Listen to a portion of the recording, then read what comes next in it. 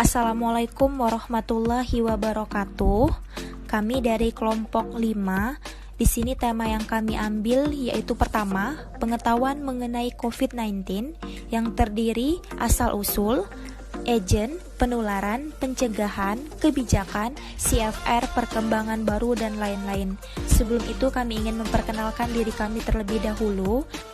Nama saya Maltadia Rohiba, NIM 100113819241126 dari kelas IKMA 2019. Perkenalkan, nama saya Anissa Lutfia dengan NIM 100113819241124 dari kelas IKMA. Perkenalkan, nama saya Marcelina Rokira Emerita dengan NIM 100113819241106 dari kelas IKMA. Perkenalkan, nama saya Widya Melihandra dengan NIM 100111819240006 dari kelas IKMA angkatan 2019. Perkenalkan, nama saya Chelsea Deka Tehere dengan nomor induk mahasiswa 1001181722095 dengan mengambil mata kuliah Epidemiologi Penyakit Menular kelas Moles A. Perkenalkan, nama saya Alda Dwi Putri dengan NIM 100138131924118 dari kelas IKMA 2019. Coronavirus Disease 2019 yang kita kenal dengan sebutan COVID-19 adalah penyakit jenis baru yang belum pernah diidentifikasi sebelumnya pada manusia. Penyakit COVID ini disebabkan oleh Cerebral Acute Respiratory Syndrome Coronavirus 2, dikenal dengan SARS-CoV-2. Pada COVID-19 ini pertama kali ditemukan di Wuhan, Provinsi Hubei, Tiongkok. Penyebaran jumlah kasus COVID-19 ini berlangsung cepat dan terjadi berbagai antar negara. Pada tanggal 11 Maret 2019 dikategorikan sebagai pandemi oleh WHO.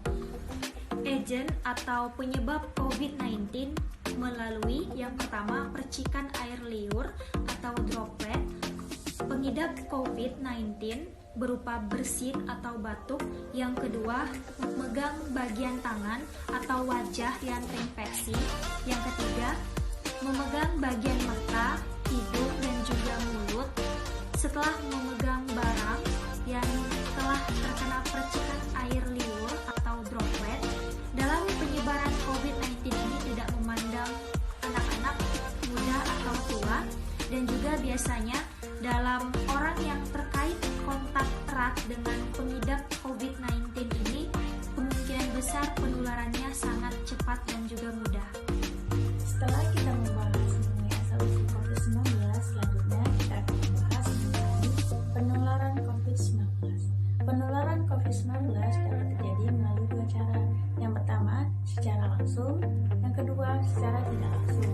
Penularan COVID-19 secara langsung dapat terjadi yaitu ketika seseorang yang telah terinfeksi COVID-19 berinteraksi dengan orang yang belum terinfeksi, bisa melalui percikan liur, dahak, dan bersin seseorang, bisa juga melalui jabat tangan atau bersalinan antara yang terinfeksi dan yang tidak terinfeksi. Cara kedua yaitu secara tidak langsung. Secara tidak langsung tidak dapat menyebarkan COVID-19. Bagaimana itu? Yaitu dengan cara adanya perantara antara orang terjangkit dan orang yang terjangkit. Misalnya, ketika seseorang yang telah terjangkit COVID-19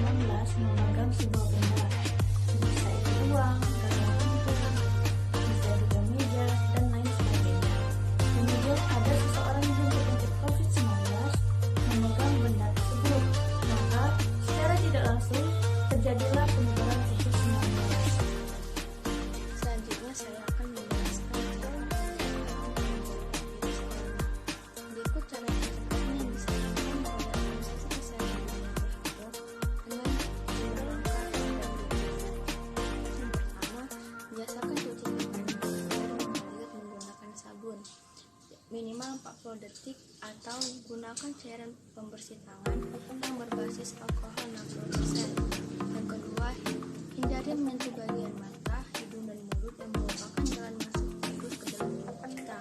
Yang ketiga, jika Anda batuk dan bersin, tutuplah mulut dengan menggunakan lengan bagian dalam atau tisu dan jangan lupa menggunakan masker. Yang keempat, hindari kerumunan atau kegiatan yang melibatkan banyak orang. Jaga jarak dengan orang lain. Dan yang terakhir, jika Anda mempunyai gejala infeksi virus corona, segera hubungi line 119 extension 9. Dalam hal ini Anda telah membantu pemerintah dan petugas kesehatan bekerja lebih efektif dalam melawan COVID-19. Yang paling penting, tetap tenang dan jangan panik dalam melawan virus corona ini. Selalu jaga kesehatan dan lakukan kegiatan bekerja, belajar, dan beribadah dari rumah. Kasus pandemi COVID-19. Pada 31 Maret 2020, Presiden Republik Indonesia menerbitkan peraturan pemerintah pengganti Undang-Undang Nomor 1 Tahun 2020 tentang kebijakan keuangan negara dan stabilitas sistem keuangan untuk penanganan pandemi coronavirus disease 2019 atau yang kita kenal dengan COVID-19. Dan atau dalam rangka menghadapi ancaman yang membahayakan perekonomian nasional dan atau stabilitas sistem keuangan. Total anggaran untuk ini adalah sebesar 405,1 triliun rupiah. Pada 3 April 2020, Presiden menerbitkan Peraturan Presiden Nomor 54 Tahun 2020 tentang perubahan postur rincian dan APBN tahun 2020. Perpres ini merupakan tindak lanjut dari Perpu Nomor 1 Tahun 2020. Anggaran dari beberapa kementerian dipotong sebesar 97,42 triliun rupiah. Namun, beberapa kementerian mengalami peningkatan anggaran seperti Kementerian Pendidikan dan Kebudayaan sebesar dari 36 triliun rupiah menjadi 70 triliun rupiah dan Kementerian Kesehatan dari 57 triliun rupiah menjadi 76 triliun rupiah. Di sini saya akan menjelaskan CVR COVID-19. Di sini saya mengambil sumber data WHO dan PHOC Kemenkes tanggal 28 Agustus tahun 2020.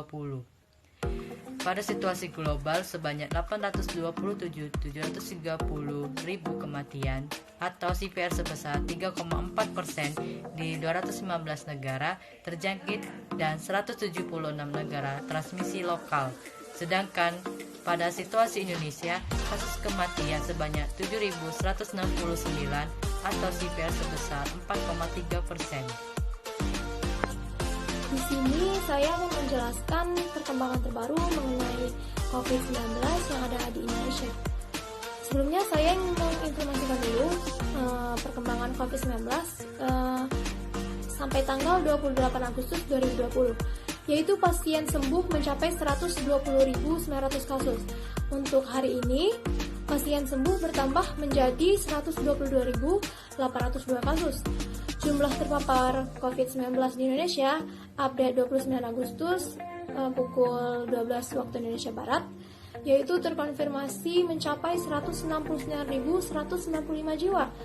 Yang sembuh 122.802 jiwa dan yang meninggal ada 7.261 jiwa.